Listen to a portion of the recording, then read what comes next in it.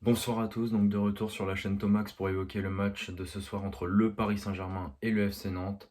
Match important après les matchs nuls de Lyon et de Lille. On va d'abord évoquer la compo de Pochettino, puis on parlera de Paris qui a été sans idée ce soir, et puis des cas de certains joueurs, et on va arriver sur les top flops et le geste de la soirée. Donc d'abord donc la compo de Pochettino, de base sur le papier, elle est plutôt intéressante. Dagba Diallo aligné sur les côtés. Ensuite, on avait Rafinha numéro 10, Mbappé devant, et puis Draxler et Di Maria sur les ailes. Donc, dans l'ensemble, une compo assez intéressante. Donc, le problème, c'est que ce soir, on a vu une équipe sans idée, clairement, une équipe sans qualité. Rafinha qui s'est montré, je trouve, un peu trop léger ce soir en numéro 10, qui a été moyen et qui aurait même pu prendre un carton rouge suite à des fautes successives. Donc, c'est assez dommage pour lui aussi d'être sorti un peu comme ça, mais match compliqué je trouve de Rafinha dans l'ensemble. Ensuite on a eu un Julian Draxler qui malgré son beau but a été invisible et qui ne s'est pas assez montré ce soir alors que c'est un joueur qui a beaucoup de talent, mais faut qu'il se montre un peu plus, faut qu'il fasse beaucoup plus d'efforts Draxler et il en fait pas assez je trouve. Ensuite on a eu un Di Maria qui à part sur un tir a pas été très très bon ce soir. Donc voilà, ça a été assez compliqué dans l'ensemble le jeu du PSG ce soir, à part une bonne entame, je trouve, sur les 10-15 premières minutes.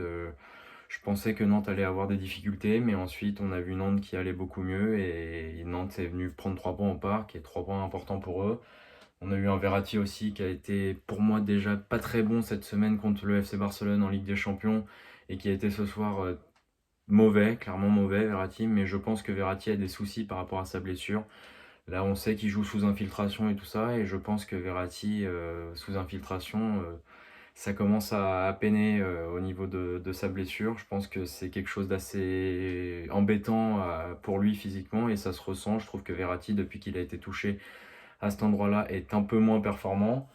Ensuite, on a eu un Dagba qui a été beaucoup trop léger sur son côté, qui malgré deux trois débordements intéressants, n'arrivait pas derrière à centrer ou n'arrivait pas à être dangereux.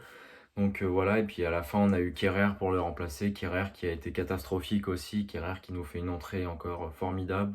Ce joueur est quand même une énigme. Je me demande comment il fait pour être à ce niveau-là. C'est catastrophique de voir Kerrer jouer au Paris Saint-Germain, tout simplement. Et on a eu un Diallo aussi qui a été dans l'ensemble, lui, volontaire, qui n'a pas été trop mauvais, mais bon, qui a été trop léger et qui, dans les phases offensives, des fois n'a pas été assez juste. Il aurait pu amener un plus parce que lui, il avait envie et lui a été capable de faire des différences parfois, mais des fois, le centre n'a pas été bon ou la passe n'était pas assez précise. Enfin, c'est dommage que Diallo n'ait pas été assez précis offensivement, sinon, dans l'ensemble, il a quand même été correct, je trouve, lui. Mbappé, qui à part deux trois accélérations, lui, a été quand même en difficulté. Voilà, on a vu Mbappé tenter pas mal de choses sur son côté. Certes, Paris était en manque d'idées, donc lui, il a essayé d'amener quelque chose, a essayé d'amener de la percussion, de la vitesse sur son côté, mais malheureusement, il n'a pas été souvent en réussite et n'a pas été très performant dans ses dribbles et tout ça. Donc pas un très grand Mbappé ce soir, c'est vrai, il faut le reconnaître aussi. Même si c'est un très très grand joueur, ce soir, il n'a pas été au niveau dont on attend Mbappé, surtout qu'à un moment, il fait la passe latérale qui permet à Nantes de mettre ce deuxième but. Donc c'est assez dommage de sortir de ce match avec un résultat aussi négatif.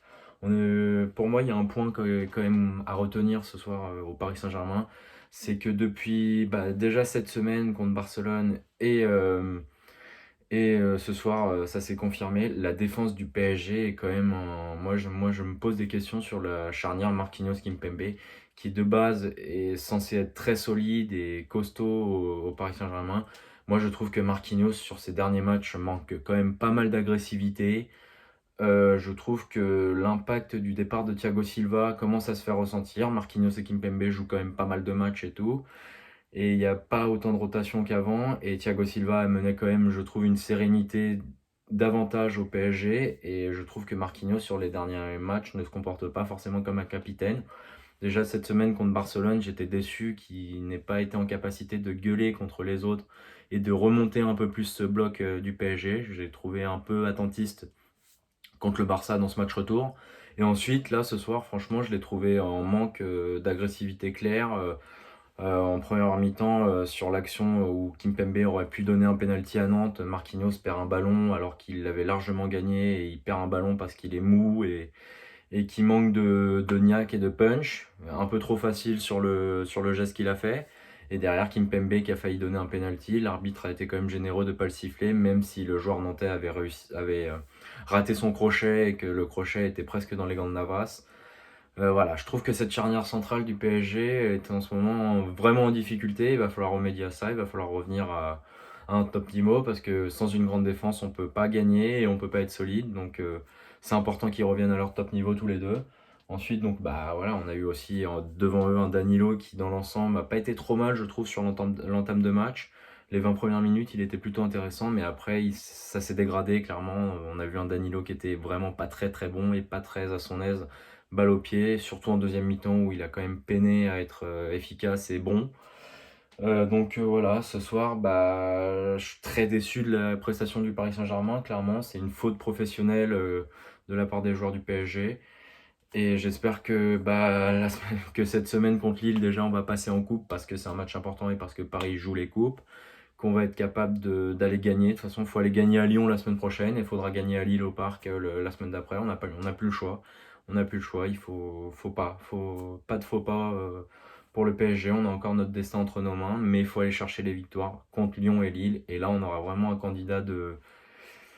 vraiment le candidat au titre numéro un et on sera vraiment en posture d'aller chercher ce titre parce que pour l'instant on n'y est vraiment pas et je trouve qu'on ne mérite pas forcément ce titre. Cette défaite de la part du Paris Saint-Germain quand même cette année, c'est pire, c'est le pire total depuis 2002.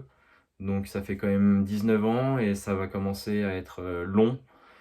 Donc va falloir qu'on remette la machine en route et qu'on essaye de faire une très grosse fin de saison. On aura ce quart de finale de Ligue des Champions aussi début avril.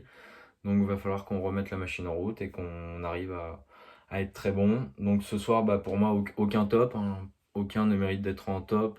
Peut-être Diallo pour son investissement, mais voilà, c'est vraiment moyen, je trouve, dans l'ensemble. Le PSG a été très très moyen. Flop pour toute l'équipe. Pour moi, toute l'équipe a été à l'ouest et n'a pas montré ce que devait montrer le Paris Saint-Germain ce soir.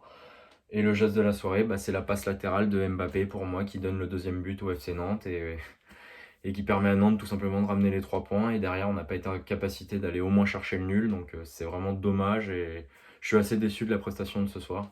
Je tiens aussi à signaler ce soir que André Di Maria fait face à un homejacking. Donc voilà pourquoi il est sorti et pourquoi Leonardo a parlé à Pochettino. C'est-à-dire que Di Maria, apparemment, selon les informations, sa femme serait séquestrée au domicile de André Di Maria.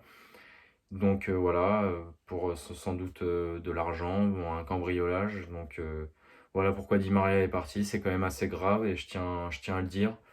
Et on a apparemment un autre joueur du PSG qui se serait fait aussi cambrioler. Donc à voir la suite quand on en aura un peu plus au niveau des infos. Mais courage à la famille Di Maria en tout cas. Et j'espère qu'ils vont s'en sortir tout simplement dans cette situation-là et qu'il n'y aura pas de conséquences graves.